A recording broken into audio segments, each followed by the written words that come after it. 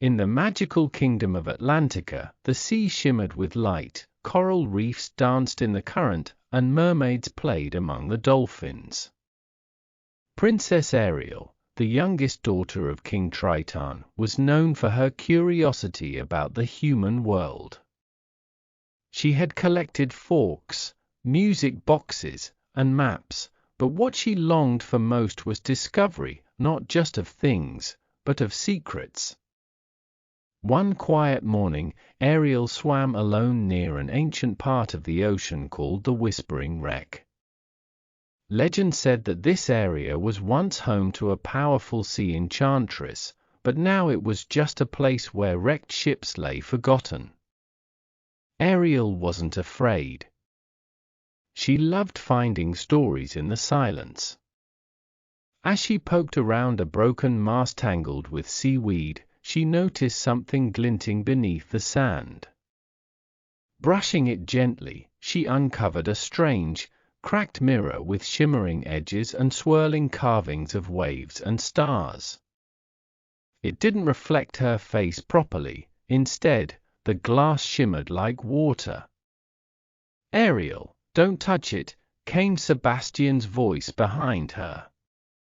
The red crab puffed up as he scuttled closer. "That mirror is trouble. I can feel it in my shell." But it was too late.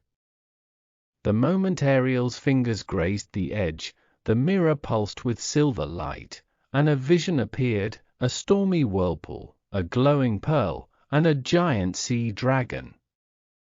Then, it went dark. "What was that?" Flounder squeaked, hiding behind a sponge. Ariel was stunned. "I think it's a vision of something that's going to happen." Without hesitation, she tucked the mirror into a pouch. "We need to find out what this is." Back in Atlantica, King Triton frowned as he examined the mirror. "I've seen this before," he murmured. "It belonged to Myra Luna, the Sea of Time's guardian. She disappeared long ago, and with her vanished the mirror of tides." "What does it do?" Ariel asked. "It shows the future and the past. But it's dangerous. It can twist fate if used the wrong way." Ariel felt a stirring inside her, not fear, but something else. What if Myra Luna's in trouble? Maybe she didn't disappear, maybe she was taken. King Triton hesitated. No one has dared enter the Trench of Whispers, not since the time storm. Ariel took a deep breath. "Then I'll go." Triton's trident sparked with worry. "Ariel, I have to try. I saw something, a storm, a pearl, a dragon. It's not just a warning, it's a call for help." And so, without waiting for a royal escort, Ariel packed her satchel, tucked Flounder under one arm, and swam off into the darkest part of the ocean, where magic drifted like fog, and nothing was as it seemed. They passed glowing jellyfish fields, swam through rivers of ice, and finally reached the edge of the Trench of Whispers, a deep, swirling canyon that seemed to whisper their names. Ariel held up the mirror. It shimmered, then pointed downward. They dove. The trench was dark, too dark. Even Sebastian's nervous humming couldn't lighten the mood. Just as Ariel was about to turn back, they saw something glowing far below, a gate made of coral and moonstone. And in front of it stood a figure. She was tall, elegant, and surrounded by glowing fish. Her hair floated like mist, and her eyes were silver blue. "You found it," she said softly. "The mirror led you." "You're Myra Luna," Ariel breathed. The sea enchantress nodded. And you've come just in time. Myra Luna told Ariel the truth. Long ago, the pearl of ours, which kept the sea's time flowing in balance, had been hidden. But a powerful creature, the sea dragon Droska, had awakened.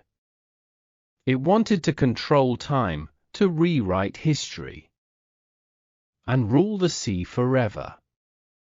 Myra Luna tried to stop him but was trapped by a curse of silence.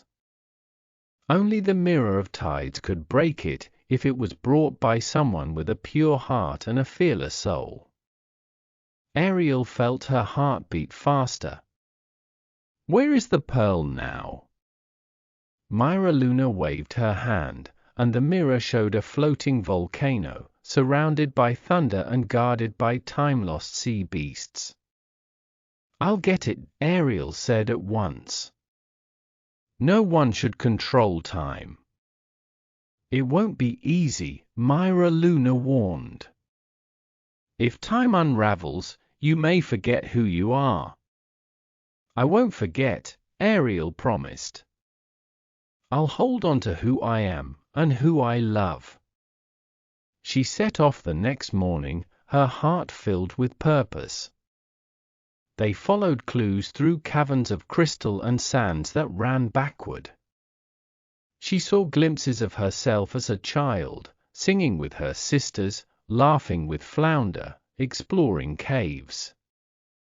The mirror was showing her memories and trying to protect them. But Droska knew she was coming. He sent illusions, a storm that looked like Atlantica sinking. Ariel nearly turned back, but then she remembered, illusions can't hold the truth. She sang, not to fight, but to anchor her heart. Her song cut through the storm like sunlight through water. Finally, she reached the volcano. Inside was the pearl of ours, glowing bright and beating like a heart. Leave it, hissed a deep voice. Droska rose from the shadows, a massive, covered in obsidian scales, with glowing red eyes. I will fix the sea, he growled. No more shipwrecks. No more pain. I will erase mistakes. Ariel stared at him. But mistakes teach us. They make us who we are. He snarled. You are young. You don't understand time. I understand enough, Ariel said, gripping the mirror. If you steal time, no one gets to grow. And with that, she raised the Mirror of Tides. It glowed bright, showing Droska his own past, his rise, his mistakes, his loneliness. He roared, not in anger, but in sadness. I was once kind, he whispered. You still can be, Ariel said gently. The pearl floated between them. Ariel sang once more, a song of forgiveness and courage. Time shimmered. The volcano faded. Droska dissolved into light. When Ariel opened her eyes, she was back in Atlantica. The mirror was quiet now, the pearl sealed away again, and the sea sang softly. King Triton hugged her tightly. You did more than save time, you healed a heart. Myra Luna visited that evening, her eyes full of pride. You were braver than I ever was. Ariel smiled. I just listened, to the sea, to time, and to myself. And from that day on, the Mirror of Tides was placed deep in the royal vault, never to be used, but never forgotten. Because the real power was never in the mirror, or the pearl, or even the past. It was in Ariel, in her voice, her heart, and her belief that the future should be written with love.